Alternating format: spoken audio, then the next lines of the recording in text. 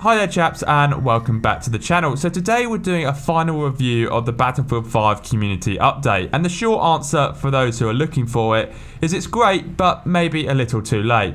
To the best of my knowledge, the update did go live without any hitches, bugs and or glitches coming with it, which is always a good first start. In fact, it fixed a number of issues that were previously in the game. I also have to say the elites are pretty badass. I've never been one for skins in Battlefield 5. I always thought that a lot of them were quite generic and looked a bit samey, but I have to say the elite with the blue cape I can get behind. He looks pretty cool. Thinking about making an investment into him for sure. But the real meat of the update obviously is hardcore. Now before we jump into analysing how hardcore plays out in Battlefield 5, if you do enjoy the breakdown, be sure to subscribe to the channel. We do everything Battlefield and more recently Halo on this channel, so if you like those two games, this could be the channel for you. So, the hardcore mode then. I think hardcore mode in Battlefield 5 can be summarised quite succinctly into one word, and that one word is intense. The margin for error is a lot lower. You miss a shot. How did they not hit? You're probably dead. Enemy gets the jump on you. It's so booky.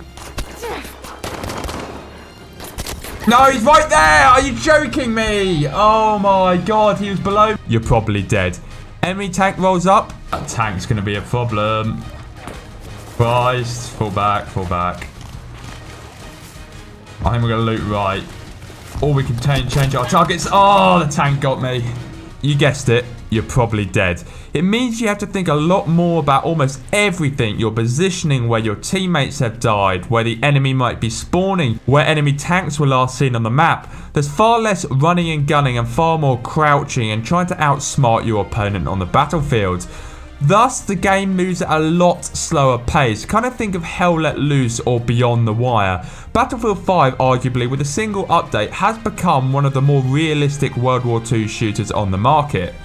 This does come with its downsides though. That slower pace of game can get a little bit tedious sometimes. Now, I know hardcore is supposed to be slower in pace, but in some games, I did feel like it was getting tediously long, and I think this is mainly because I had a few consecutive games where I played on Conquest, where players had access to the entire map. However, when I played on Breakthrough, players were much more targeted to kind of one area of the map, so it made those engagements a little bit more frequent. So I'd say for the best experience when it comes to hardcore mode, I would try and find a hardcore Breakthrough lobby. Personally, I'd also recommend playing with bolt action rifles. They're exceptionally satisfying to use with a 200% damage modifier. Most of the time, you're going to be getting those one-shot kills, unless it's like a ridiculously long range. I use the Model 8 in the Recon class. Any bolt action that's got a relatively high rate of fire is golden. You don't need the extra power that comes with slower firing sniper rifles due to that 200% damage modifier. I also like some of the medic guns, like the carbines, the single shot carbines. They performed really well in hardcore as well. One thing to note is a lot of admins in these servers do ban these weapons because just how strong they are. But if you can get in a server where these weapons aren't banned, they are an absolute treat to work with. I also found hardcore to be particularly enjoyable when communicating with a squad mate. The stakes always felt that much higher, and the need to effectively coordinate to take an objective felt more paramount. You also had a lot more time to a coordinated attack with your teammate, as the game does move at a slower pace, so you can really give those accurate calls and move as a unit. It felt more tactical and strategic, I would say is the best way to describe it. I actually also really enjoyed the tank play in hardcore mode in Battlefield 5, way above and beyond what it is in the core game modes. I found that tanks were far more likely to be on objectives. I think that's probably because players felt who were driving the tanks that they were less vulnerable, because you can literally die to a tank almost instantly in hardcore. So it was great to see the tanks actually being played on the map rather than just sitting back in spawn. One problem I did find was the lack of servers and the lack of consistency of servers. It wasn't always guaranteed you'd get true hardcore. Sometimes you'd have a mini-map. Sometimes it would go completely to the other end where there wasn't even an icon above your teammates to inform you that they are friendly. So the amount of team killing that went on in those ultra realistic servers, I would say, was ridiculous. No, that's a team kill. Yes, he just absolutely blasted. Oh, 2! That's me, dude. Oh, no. Why are you killing us all? I'm coming. Oh, they're on the barn again? Oh, no, that was you. That was me.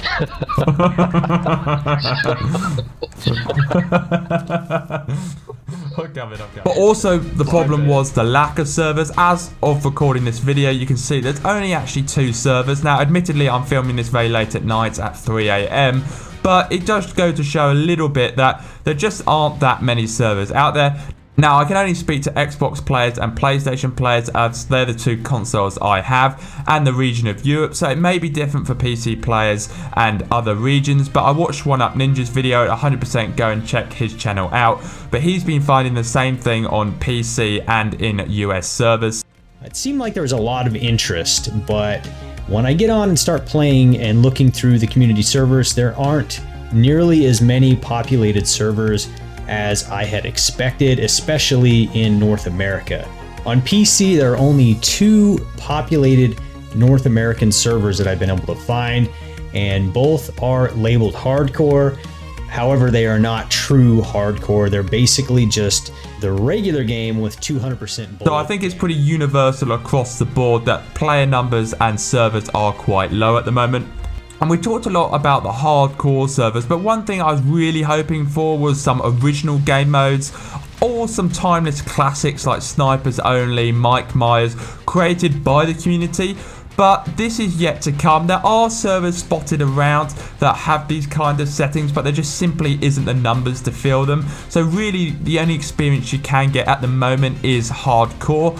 Having said that, one thing that is fantastic is you can now join lobbies with a 4-player minimum requirement. So if you can get 4 friends together, you can get in the lobby and start it, and that gives you the opportunity to do 2v2 battles, and it was carnage when we did it. I absolutely love this feature. We did 2v2 shotgun battles, 2v2 ultra realistic settings. The amount of team killing that went on was crazy. The abuse that went down the mic was unprecedented.